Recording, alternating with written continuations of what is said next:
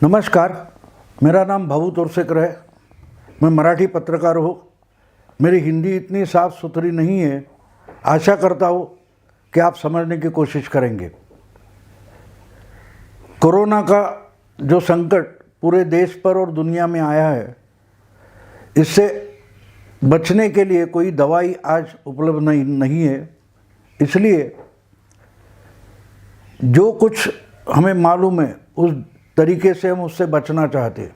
इसलिए लॉकडाउन किया गया है, सोशल डिस्टेंसिंग बताया गया है, जो डॉक्टर्स उपलब्ध है, अस्पताल उपलब्ध है, उनको ये काम करने को कहा जा रहा है।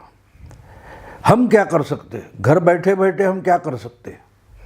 तो हमको सबसे पहले कोरोना से खुद को बचाना है और इसलिए सोशल डिस्टेंसिंग बोला गया। सोशल डिस्टेंसिंग का मतलब हम एक दूसरे से दूर रहे, इतनी ही बात नहीं है। सोशल डिस्टेंसिंग का मतलब कोरोना को अपने पास आने ही नहीं देना है। जितना कोरोना दूर रहे, अपने को हमें शक होता है कि भाई कोरोना अपने पास आ रहा है तो हमको उससे दूर जाना है। इसका मतलब सिर्फ कोरोना का जो विषाणु है, वायरस है, उससे दूर रहना नहीं है। जो सोच भी कोरोना को फायदा देने वाली है, उससे भी हमें दूर रहना है। और सोच बहुत महत्वपूर्ण होती है, काम की होती है, क्योंकि आदमी उसी ढंग से चलता है, बर्ताव करता है जिस ढंग से वो सोचता है। क्योंकि जो आदमी है, ह्यूमन बीइंग है, उसकी पूरी जो सिस्टम है वो चलाने वाली एक यंत्रणा है। उसको हम भेजा बोलते हैं, बुद्धि, ब्रेन बोलते हैं। अगर उसमें गलत ढंग की सोच चली जाए तो मानो हमारे ब्रेन में कोरोना आ गया। अगर ब्रेन में कोरोना आता है तो वो आपको गलत ढंग से सोचने पर मजबूर करेगा। ये कोरोना जो चीज़ है वो अगर हमारे शरीर में आ जाती है तो वो शरीर में अपना घर बना लेती है और हर ढंग से उल्टा सीधा कुछ करने लगती है। गलत सोच भी कोरोना जैसी ही काम करती है। अभी आज की बात है, मुझे किसी पढ़ने वाला का फ़ोन आया था। उन्होंने बोला कि अरुंधति रॉय ने ऐसा कुछ बोला है, आपको उसके खिलाफ कुछ लिखना चाहिए। मैंने बोला कि पहले आपने क्यों पढ़ा? अरुंधति रॉय कुछ भी बोले, अगर वो गलत है तो आपने पढ़ा क्यों? आपने सुना क्यों? अगर वो सोच गलत है तो उससे दूर रहना ही सोशल डिस्टेंसिंग है।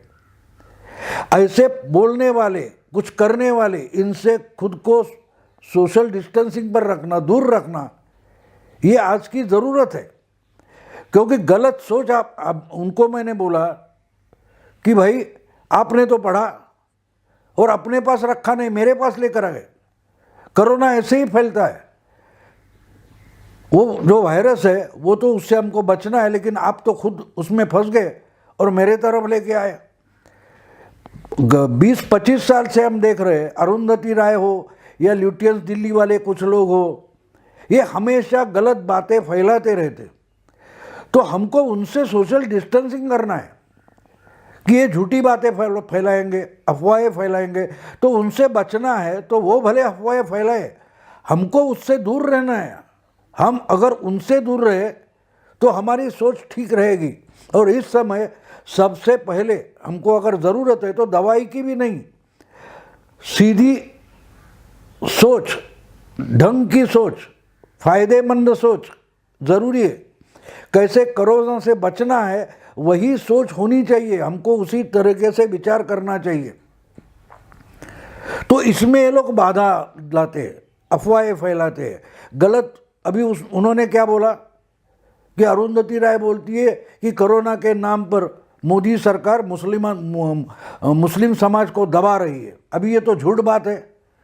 हम तो टीवी पर और चैनल पे न्यूज़ देखते हैं, उसमें डॉक्टर भेजे जाते हैं कि जो भाई मुस्लिम बस्ती में कोई अगर कोरोना से पीड़ित है उसको दवाई देने जाते, उसकी टेस्ट करने जाते, तो उस पर भी पत्थरा होता है। क्यों पत्थरा होता है?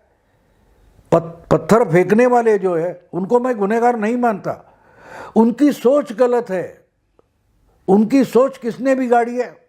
अरुंधति रॉय या ऐसे जो लोग हैं, इन्होंने ये मुस्लिमों की सोच बिगाड़ी है कि भाई मोदी सरकार जो भी करेगा वो मुस्लिमों के खिलाफ करेगा।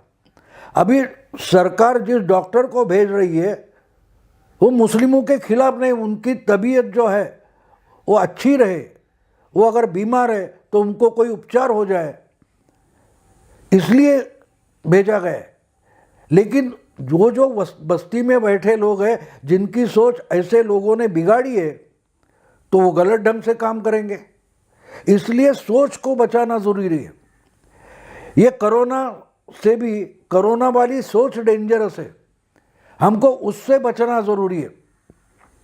इसलिए हर बात पर हम अगर न्यूज़ देखते हैं तो उसमें आपको समझ आता है कि ये आदमी गलत बोल रहा है, तो आपके पास रिमोट है, म्यूट कर दो, वो सुनो ही नहीं। क्योंकि इस वक्त हमारी मदद को अगर डॉक्टर आता है, नर्स आती है, गवर्नमेंट आती है, सरकार आती है, तो हमको उसके साथ काम करना है, ना कि उस पर शक जताने वाले जो है उनके साथ नहीं जाना है हमको। कोरोना से जैसे हम डिस्टेंस करेंगे, ऐसे ही इन लोगों से हमको खुद को दूर रखना है, बचा कर रखना है। जब तक हम ये नहीं करेंगे तो बाकी कोरोना से हम नहीं बच सकते, क्योंकि हमारी सोच बिगड़ जाएगी। अभी एक बात समझ लो कि दूसरे बहुत सारे शक पैदा किए जाते हैं। एक शक और भी पैदा किया जाता है कि अगर गवर्नमेंट ये बोल रही है तो मरकज़ निज़ामुद्दीन में जो मरकज़ या तबलीगी जमात के हज़ारों लोग इकट्ठा हुए, उसको परमिशन क्यों दी गई? अभी ये देखो, ये गलत सवाल है। क्योंकि जो मरकज़ है उनका खुद का बड़ा कॉम्प्लेक्स है, उसमें जो प्रोग्राम चलते हैं, रैलियाँ चलती है, उसके लिए गवर्नमेंट की परमिशन, पुलिस की परमिशन नहीं लेना ज़रूरी होता है, क्योंकि वो उनका अंदरूनी मामला है। एक बड़ा स्कूल होता है, उसमें हर दिन बच्चे आते हैं, कभी बच्चों को बाहर निकाल के खेल कूद के लिए टाइम दिया जाता है, तो उसके लिए कोई पुलिस की परमिशन नहीं लेता, क्योंकि वो मामला स्कूल के अंदर का है। जेएनयू में जब कुछ गड़बड़ होती है तो उसके लिए कोई परमिशन लेता नहीं है। कोई भी आदमी गुनाह करने के लिए परमिशन लेता नहीं है। बलात्कार करने वाला का पुलिस की परमिशन लेता है? बिल्कुल नहीं। जो करता है उसके बाद तय होता है कि उसने किया यह सही था या गलत था। तो अगर मरकज़ का उधर बड़ा कॉम्प्लेक्स है तो उसके अंदर जो रैली होती है, मीटिंग होती है, उसके लिए पुलिस की परमिशन लगती ही नहीं। लेकिन पूछा जाएगा, बार बार पूछा जाएगा, झूठ बोला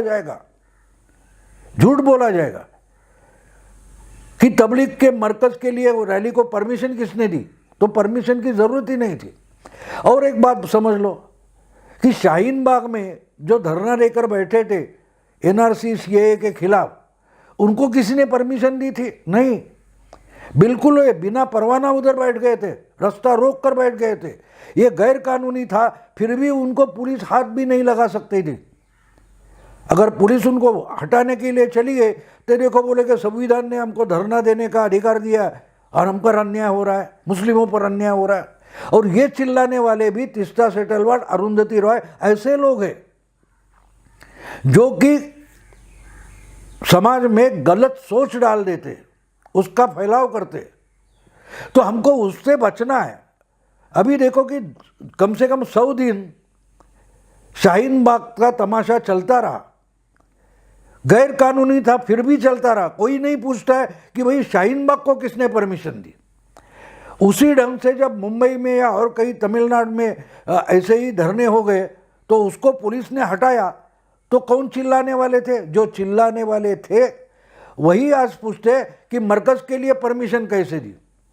तो आप समझ रहे, ये आपके मगज में, आपके ब्रेन में एक शक का वायरस डाल देते और फिर आपकी सोच ही गलत हो जाती है। इस देश के मुस्लिमों को इन लोगों ने गलत सोच से बाधित किया है। इसलिए जो डॉक्टर आता है कोई उपचार करने आ रहा है, मेडिकल टीम आ रही है, उस पर भी पथराव हो रहा है। तो जो पत्थर मारने वाले हैं उनको मैं पीड़ित मानता हूँ, उनको गुनहगार नहीं मानता।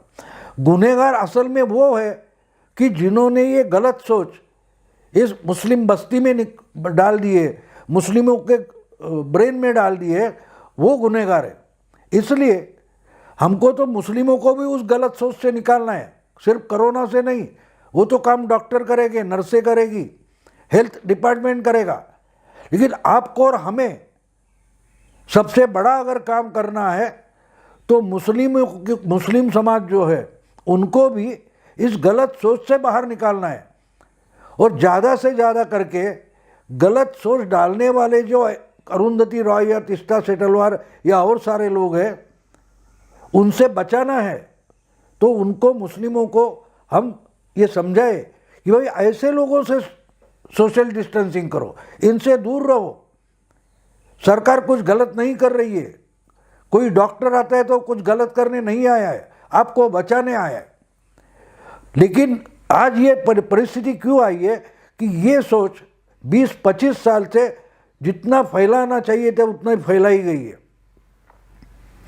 तो ये बात नहीं है ना, अगर यहाँ कोई मुर्शिदाबाद में या मुरादाबाद में इस ढंग के वाकया होते हैं तो उसका कारण कश्मीर में ये 20 साल से चालू रहा।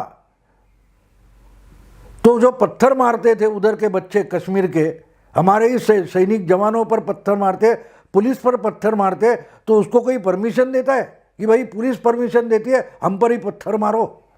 तो ये सवाल गलत है। अगर ये सवाल हमारे भी ब्रेन में आ गया, सोच में आ गया, तो हम भी गलत ढंग से सोचने लगते हैं और हम वो गलत सोच और कुछ लोगों के पास ले जाते हैं।